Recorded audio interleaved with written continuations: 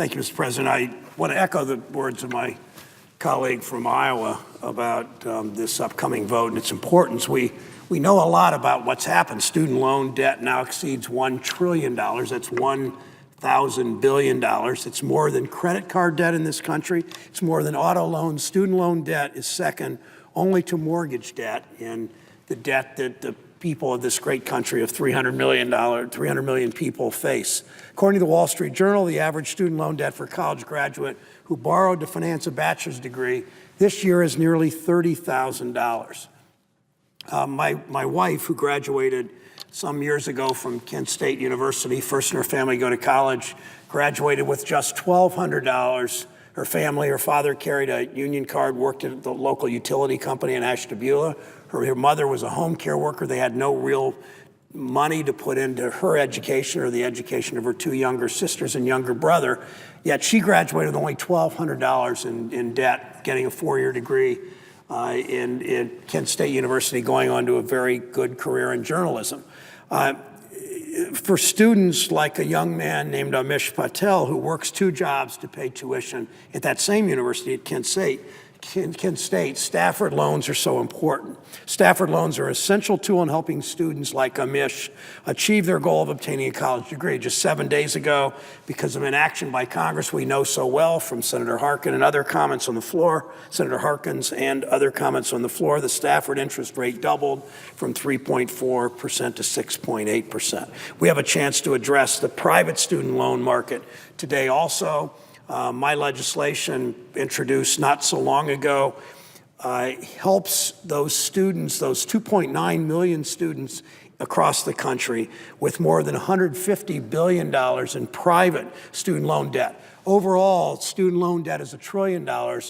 Most of that is with the direct lending program, the Stafford loan program from the federal government. $150 billion, about 15%, burdening about 2.9 million students is private student loan debt. Private loans typically have higher interest rates, sometimes topping 15, 16, 17, 18%. They're more difficult to refinance. They offer fewer payment options than those loans administered by the U.S. Department of Education.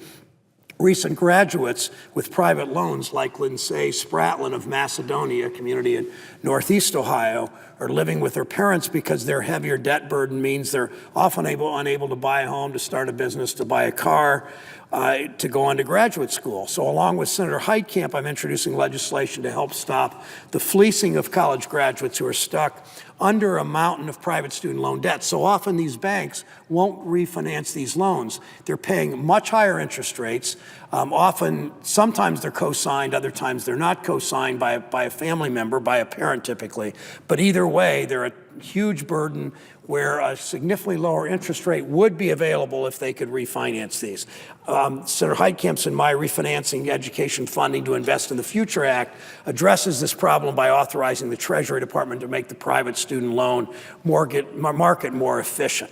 But I want to read a couple letters, Mr. President, because we know, we come to the floor of the Senate, we talk about statistics, we don't often enough illustrate, even reciting notes and letters and stories and discussions from people whom we meet, or people who write our office, or when we meet on college campuses or around the country, around our states.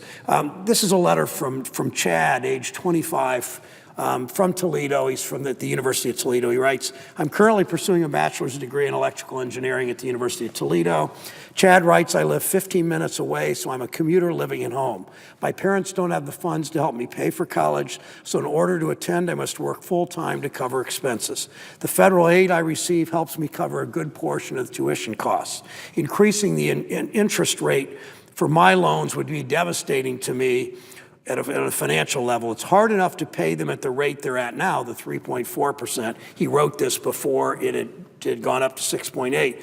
Increasing them would only make things a lot worse. He writes, Senator Brown, if there's anything you can do to prevent this from happening, please do so. I'm not the only one that will feel the major effects from this. That's why this upcoming vote, Mr. President, is so important. Let me share one other letter from Oregon, Ohio. It's also near Toledo.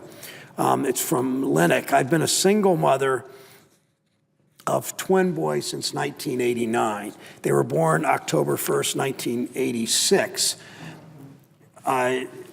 I co-signed on loans for both of them so they could further education in the field they love, music. Jason went to Ball State University for 2 years and then transferred to Carnegie Mellon for his BA and obtained his master's degree in art management. Jason is working in New York City for Distinguished Concerts International, but due to the loans he incurred and the cost of living, barely has enough to buy food. He pays $1,300 a month on his loans. Sean received his BA from Carnegie Mellon, then went to the University of Miami 1 year, and then transferred back to the University of Cincinnati Music Conservatory and received his master's degree in vocal performance. He works as a singing waiter. He has voice students, but is in the same situation as his brother. His income for 2012 was under $20,000, but he's paying $900 a month on his loans. That's half his income. I work full-time. I've been at the same company 19 years. Their mother writes, make $35,000 a year, have good credit, own my own home, still making payments, and I wanted to refinance. I was told I have too much outstanding debt due on the loans I co-signed for my children. Too much debt to ratio, so I cannot refinance to lower my payments. So it's not only these burdensome student loans with interest rates too high if they double to 6.8%, with costs too high anyway. They not only affect that student, and that student when she or he graduates and wants to buy a house or start a business, affecting the whole economy, they also affect the burden. The debt burden affects parents when their mother, when Jason and Sean's mother couldn't refinance her own mortgage because of the debt she had because she had co-signed a letter, co-signed student loans for her sons. The American way, she writes, is to help our children. They would not have been able to accomplish their dream of education in the music field if I hadn't co-signed for their educational loans. Mr. President, I think that sums it up. The two letters from the University of Toledo student and from the mother of the twins sums up in so many ways. Those two letters sum up why this issue is so important, why the Senate needs to act and act quickly, because the interest rates and student loans doubled last week.